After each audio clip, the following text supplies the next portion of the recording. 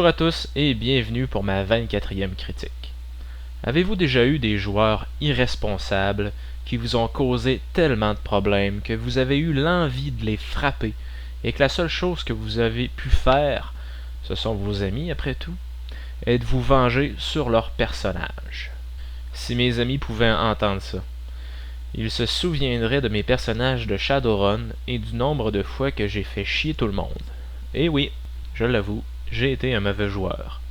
Et maintenant, après quelques années, nous arrive d'Angleterre un supplément pour la gamme Traveler qui peut servir à assagir vos joueurs agités ou encore avoir des moments de jeu de rôle merveilleux. Il s'agit de Adventure 2 Planet Prison. Les prémices du supplément sont les suivantes. Vos joueurs sont des baroudeurs qui vont et viennent dans la galaxie s'occupant de tâches peu recommandables pour un simple citoyen sans histoire ou pour le seigneur du crime local. C'est selon vos raisons que vous pouvez inventer.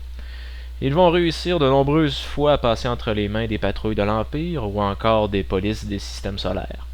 Mais il arrive toujours une fois où la chance tourne et sur le point de faire le coup du siècle, tout s'écroule. Le plan foire ou encore un fonctionnaire impérial décide de faire un peu trop d'îles et les personnages sont condamnés pour un crime qu'ils ont commis ou non. Coupable ou innocent importe peu rendu à ce point, car la prison est là et attend ses nouveaux détenus.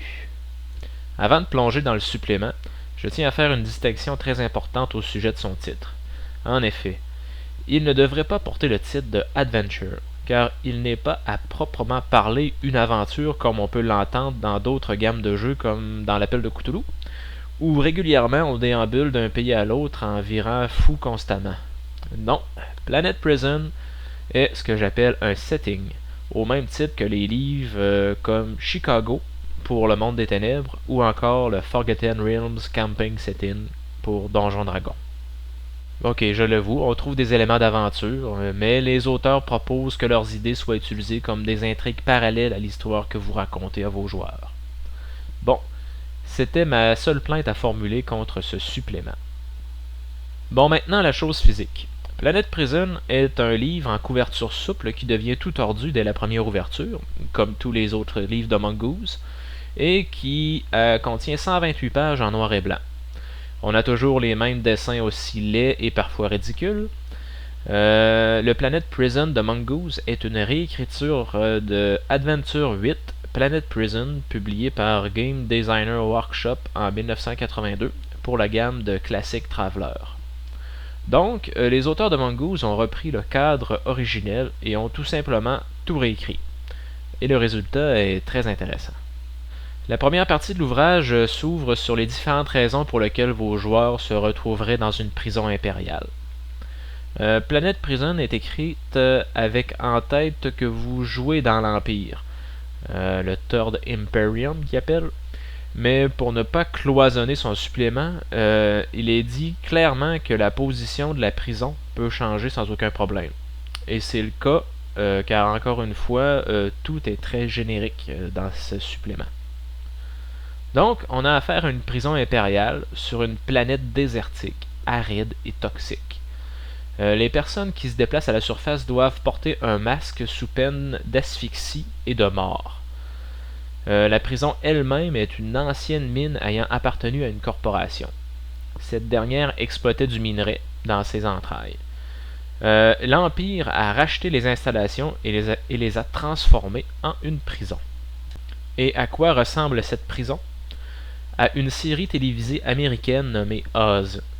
Comme dans la série, on retrouve dans la Planet Prison différentes bandes qui contrôlent différentes facettes de la vie carcérale, que ce soit le trafic de drogue, avoir le plus d'influence dans les ailes de la prison, avoir accès à des armes blanches, être en bonne relation avec les autorités de la prison.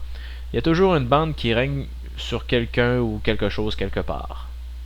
Et pour pas avoir de guerre sur les bras, les autorités de la prison ont décidé qui aurait le plus d'influence. Ils ont passé un accord avec le chef d'une bande et imposent son autorité aux autres. Ce petit détail qui est relaté dans un petit paragraphe permet de voir comment la prison est gérée. Eh bien, elle est gérée comme une marmite dont le couvercle est soudé. L'explosion est toujours retardée en jouant avec les différentes factions de la prison. Même à l'intérieur des autorités de la prison, il y a des factions qui existent. Donc, résumons un peu avant de continuer. On a une prison avec des factions qui jouent le jeu des autorités.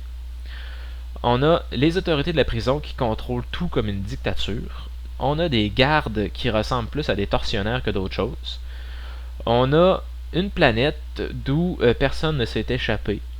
Puis on a une mine où les prisonniers travaillent à l'extraction du minerai radioactif. Que manque-t-il? Eh bien, il manque des personnages non joueurs. Et là, croyez-moi, le supplément regorge de PNJ. Tous ceux qui ont une importance, même minime, dans l'organisation de la prison sont décrits.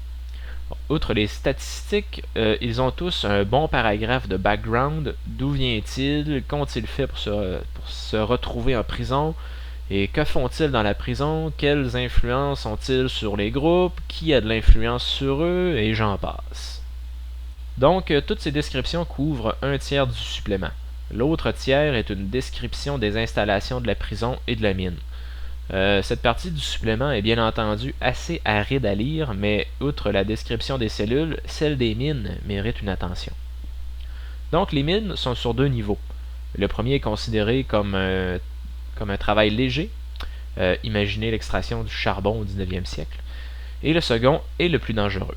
Les radiations sont tellement élevées qu'il y a de grandes chances de mourir si on y reste trop longtemps.